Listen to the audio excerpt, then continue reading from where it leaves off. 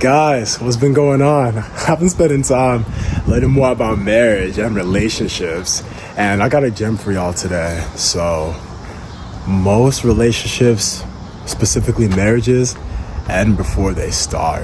And here's the reason I say so. A huge part of marriage that I don't think gets nearly enough emphasis is choosing the partner that's most compatible with you.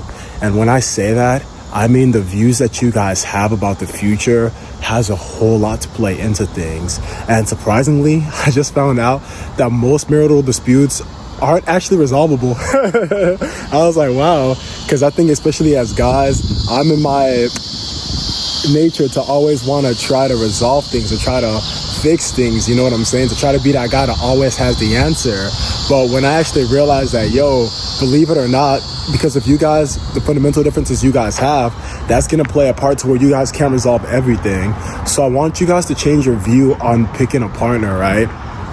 Yes, the intimacy is important, meaning like the physical, attraction, how you like them, their personality, that's what plays a role. But dig a little bit deeper more than that. Look at how you guys see the future. Here are some examples. If you have a partner that the future that they want for themselves, the ideal future is a simple life, but in your heart of hearts, you want to be a multi-billionaire and you want to travel the world, you want to do really grand things, that's not going to line up. And you have to understand that people can come along, but if someone's really stuck to an identity or stuck to something, maybe due to their upbringing, they've really come to value, you're not getting married to change people. And I think oftentimes we try to do it. I try to change my wife tries to change me. Guys, it's better that you find a partner that's more compatible with you than you try to change a certain partner to fit your narrative or to fit what you want them to be. Because you have to understand that when you try to do that, they're going to grow to resent you more. And that's the classic, she's trying to change me thing that guys go through, you know what I'm saying? But here's the focus I want you guys to really have, like a pivot your mindset, is you can actually ask questions. You can, like me and my wife went through a questionnaire before we got together. There are certain questions you could ask to see if they're aligned with the path, and you could actually see what are your non-negotiables.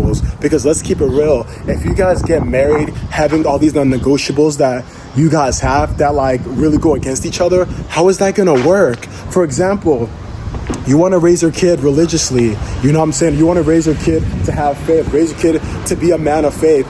Your partner, they don't want that. The kid's born, what do you think is going to happen? Of course you're going to fight. And certain fights are fights that actually can't be solved because you guys aren't willing to give up. No side is willing to go ahead and sacrifice for the other side in certain areas, or willing to conform in certain areas. You know what I'm saying? So you have to understand, you have certain things that you hold valuable, that you hold dear to yourself. If you love giving money to the homeless and she despises that for whatever reason, I know that's a crazy off the wall one, it's not going to work because it's like you don't want to die to who you are, because I believe that the ideal partner should enhance you, not take away from you. You know what I'm saying? And don't get it twisted, you're going to fight anyway. You're going to have times you guys are going to be going after each other.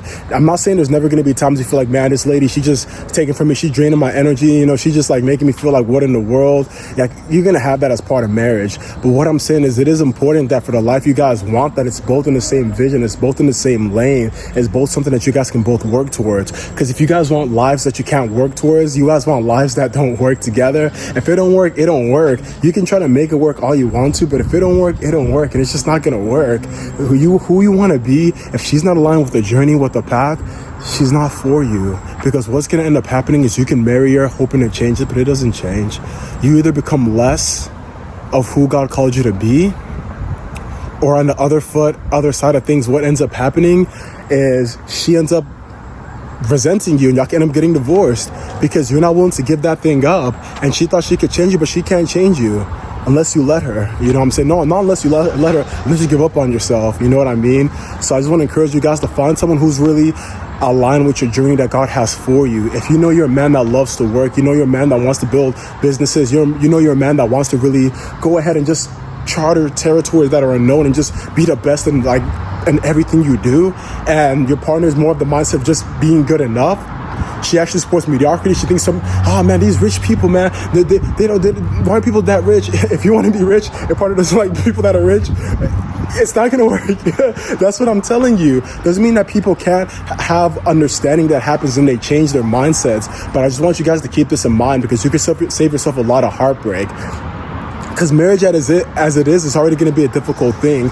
You're already going to be tested. You're already going to have times where you feel like, what in the world is going on? But add on top of that, someone that's not aligned to your future, that's not aligned with the journey that God has for you.